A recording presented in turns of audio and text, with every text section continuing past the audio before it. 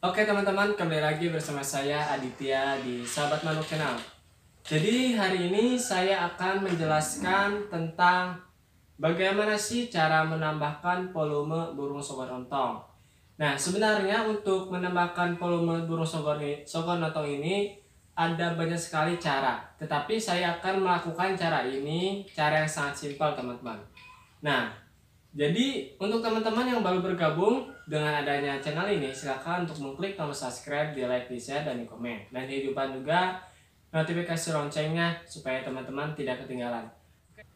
Oke saja lah, kita langsung saja ke pembahasannya bagaimana sih cara untuk menambahkan volume burung sogonontong. Nah, untuk menambahkan volume burung sogonontong, saya biasanya selain melakukan umbaran, nah ini cara menambahkan tanpa umbaran. Untuk teman-teman yang tidak mempunyai umbaran, jangan khawatir teman-teman. Di sini saya akan memberikan penjelasan bagaimana sih cara menambahkan suara tanpa umbaran. Nah, jadi untuk menambahkan suara burung sogonontong tanpa umbaran, kita harus melakukan terapi, yaitu terapi sauna. Nah, terapi sauna apa sih yang kita pakai? Yaitu terapi sauna burung kering dan kerodong kering. Dan manfaatnya apa sih dari terapi sauna burung kering dan kerodong kering? Untuk manfaatnya, kerodong kering dan burung kering ini yaitu bisa menambahkan volume dan bisa juga menaikkan birahi. Nah, dua ini sangat butuh sekali untuk burung yang akan dilombakan, yaitu menambahkan volume dan menambahkan birahi. Nah, bagaimana sih cara melakukan terapi sauna yang baik? Nah, untuk cara melakukan terapi sauna yang baik, semula-mula pengumbunan kita harus tetap lanjut. Nah, setelah pengumbunan kita jemur nih. Nah, jemur itu kan kalau saya pribadi itu dari jam 7 sampai jam 9. Nah, dari jam 9 itu kita angin-anginkan. Nah, setelah angin-anginkan kurang lebih jam setengah 10 lah kita angin-anginkan. Nah, setelah angin-anginkan kita lanjut terapi sauna teman-teman. Nah, terapi sauna ini sih kalau burung yang sudah terbiasa, biasanya kalau burung yang sudah terbiasa itu kurang lebih 1 jam. Tetapi kalau misalnya burung baru akan diterapi sauna, kita bertahap aja teman-teman. Misalnya dari 20, 30, 3 menit kayak gitu ya teman-teman ya. Nah, untuk nestar kita cabut. Untuk melakukan terapi sauna kita cabut Nexstar sama Kroto, sisakan saja 1 air cepuk buat mandinya teman-teman. Jadi misalnya si sogon kita itu kepanasan, dia akan mencemplungkan badannya ke dalam cepuk itu.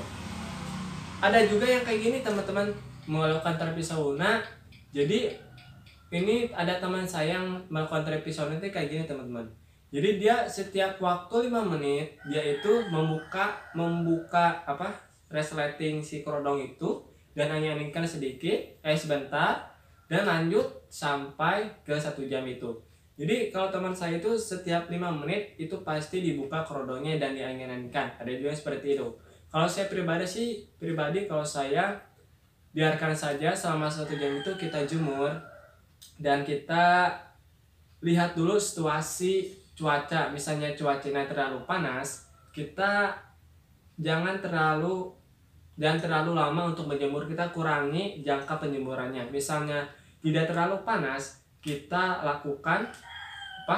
panjangkan atau tambahkan jangka penjemurannya.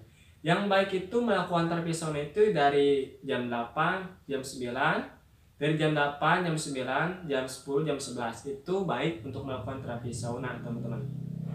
Nah, jadi teman-teman juga harus tahu nih, burung apa saja sih, burung sogon yang bisa kita lakukan terapi sauna.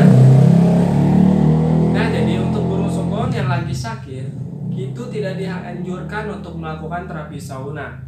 Karena misalnya teman-teman melakukan itu, jangan salahkan saya atau jangan salahkan orang-orang yang sudah memberitahukan pengertian itu, karena bisa mengakibatkan burung tersebut mati teman-teman. Nah, jadi kebanyakan teman-teman yang pemula itu tidak tahu nih apakah burung yang sakit itu bisa diterapi sauna atau tidak. Jangan, karena bisa mengakibatkan mati.